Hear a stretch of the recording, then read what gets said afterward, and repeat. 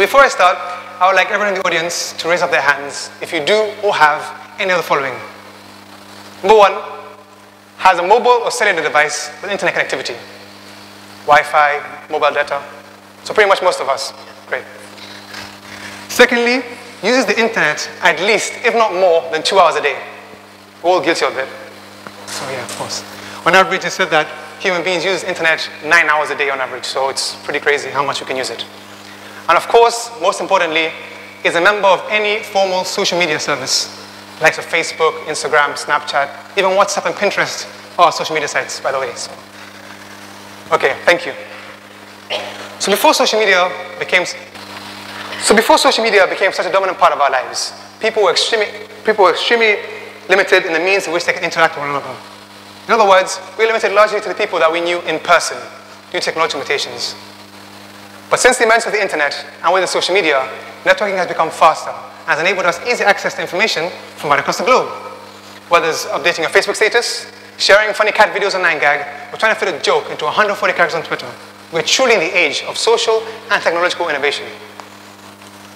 So what is it exactly that makes social media so powerful? Why has it become such an integral part of our lives to the extent that we just can't live without it? One of the biggest changes in the way that human beings interact nowadays, thanks to social media, is the sheer number of people that we can now connect to. Thanks to sites such as Facebook, Snapchat, Twitter, or even YouTube, which I'll talk about a little more later, we are now able to interact and connect with such a vast variety of people from all around the world in practically any place we can, from your living room, workplace, or even bathroom. Nowadays, we're all guilty of it. So the main reason why I offered to this talk today, besides being a huge fan of TED myself, was due to my own sheer passion and joy of using social media and what I've been able to do with it the last 2 years of my life. In the summer of 2015, I can vividly remember finishing my IGCSE secondary examinations and having absolutely so much time to do practically whatever I wanted. No more school, no more waking up early in the morning, and definitely no more homework. In the wake of all the excitement and creativity, I decided that I wanted to do something brand new that I'd never thought of doing before, but always wanted to. I wanted to make comedy YouTube videos. Like most millennials these days, I was and still am a heavy watcher of YouTube videos. I can remember fondly the first YouTube craze that I was absolutely obsessed about was Soulja Boy's Crank That music video, for you guys to know that. Like, to the extent that you would picture me, a short, fat Somali kid, only in his boxers, in the living room, dancing for hours on end, just trying to perfect this very dance. And I know, there's a lot of negative connotations to the term YouTuber nowadays. When someone hears the word YouTuber, the words unemployed and dabbing videos come to mind. But the thing is, I didn't decide to make videos because of any of these things, or because of anyone. All I knew, what I wanted to do, deep in my heart, was just to find a means in which I could express myself for the loud and talkative person that stands before you today. So I sat down and thought about all the famous YouTubers and actors that had inspired me in the past. The likes of Casey Neistat, Will Smith, Benedict Cumberbatch, and the latter, and how I enjoyed their content so much, and how I wanted to idolize them and in some sense be better at what they do. And that's where I got my ideas from. And I know when someone hears, and let me not sugarcoat to anything, making YouTube videos is a long and tiring process.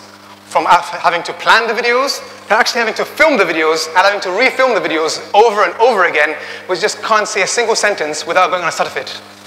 I guess right now I'm okay.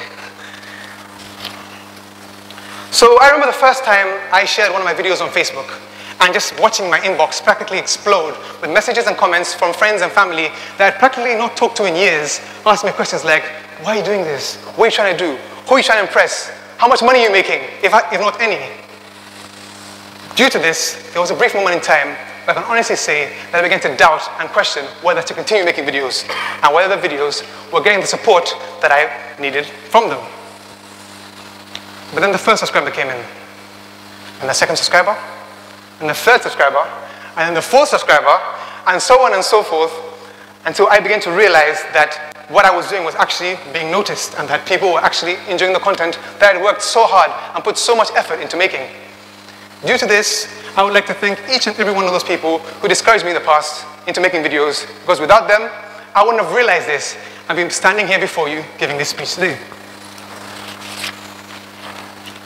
So being able to create and publish my work on such a large and global platform, such as YouTube, has truly enabled me to interact and connect with people from practically all corners of the world that I would have never known being possible for me. As of December last year, my videos have been watched over 5,400 times, and I have gained over 300 subscribers in less than a year.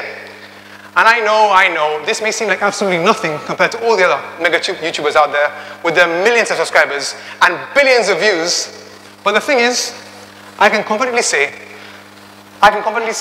that I have built a strong and intimate relationship with each and every one of my true viewers. And that not only do they support my content and give me feedback on my work, but essentially make me better at what I do. So I know at this point, you guys are all wondering, how is this impacting me? How does this affect me? How can I relate to this? And I'll tell you just why. We are in the most powerful age where practically information is at a touch of a button. Due to this power that we possess, I believe that it is our duty. I believe that it is our duty to use our social media sites such as Facebook and Snapchat and YouTube and all these other sites in order to progress and to express and to learn more about the controversial topics and content that's happening in our world today. And by doing so, abolishing ignorance. And that indeed is an idea worth spreading. Thank you.